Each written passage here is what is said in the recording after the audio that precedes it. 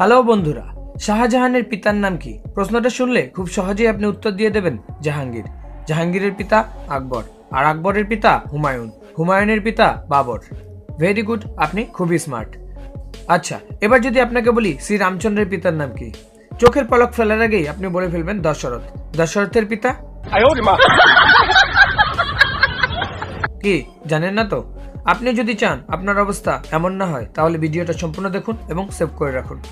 দশরথের পিতার নাম ছিলেন অজ, অজয়ের পিতা ছিলেন নাভাগ, নাভাগের পিতা ছিলেন যজাতি, যজাতির পিতার নাম ছিল নহুষ, নহুষের পিতা ছিলেন অম্বরীষি, অম্বরীষির পিতা ছিলেন প্রশুশ্রুক, প্রশুশ্রুকের পিতা ছিলেন মরু, মরুর পিতা ছিলেন শ্রীগগ, শ্রীগগের পিতা ছিলেন অগ্নিবর্ণ, অগ্নিবর্ণের পিতা ছিলেন সুদর্শন, সুদর্শনের পিতা ছিলেন শঙ্খল, শঙ্খনের পিতা ছিলেন প্রবৃদ্ধ, প্রবৃদ্ধের পিতা ছিলেন অংশুমন, অংশুমনের পিতা দিলীপ, দিলীপের পিতা ছিলেন ভাগীরথ।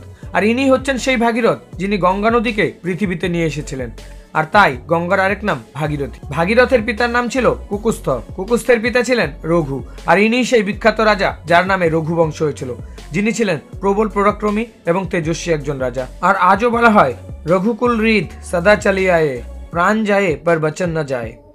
রাজা রঘুর পিতা ছিলেন রাজা অসমঞ্জ, অসমঞ্জের পিতা ছিলেন রাজা সাগর, রাজা সাগরের পিতার নাম ছিলেন রাজা অসিত, অসিতের পিতা ছিলেন রাজা ভরত, রাজা ভরতের পিতা ছিলেন ধ্রুবসন্ধি, উনার পিতা ছিলেন রাজা সুসন্ধি, রাজা সুসন্ধির পিতা ছিলেন রাজা মান্ধাতা, মান্ধাতার পিতা ছিলেন রাজা যুবনাশ, যুবনাশের পিতা ছিলেন ধুন্ধুমার, ধুন্ধুমারের পিতা ছিলেন রাজা ত্রিশঙ্কু, ত্রিশঙ্কুর পিতা ছিলেন রাজা পৃথু, পৃথুর পিতা ছিলেন অনর্র, অনর্রের পিতা ছিলেন রাজা বান, বানের পিতা ছিলেন রাজা বিবস্বান, বিবস্বানের পিতা ছিলেন রাজা মনু, মনুর পিতা ছিলেন ইক্ষ্বাকু, ইক্ষ্বাকুর পিতা ছিলেন রাজা কুক্ষী, কুক্ষীর পিতা ছিলেন রাজা বিকুক্ষী, রাজা বিকুক্ষীর পিতা ছিলেন রাজা কাশ্যপ, কাশ্যপের পিতা ছিলেন রাজা মরীচি, আর মরীচির পিতা ছিলেন ব্রহ্মাজি, আর ব্রহ্মার 39তম বংশধর ছিলেন শ্রীরামচন্দ্র।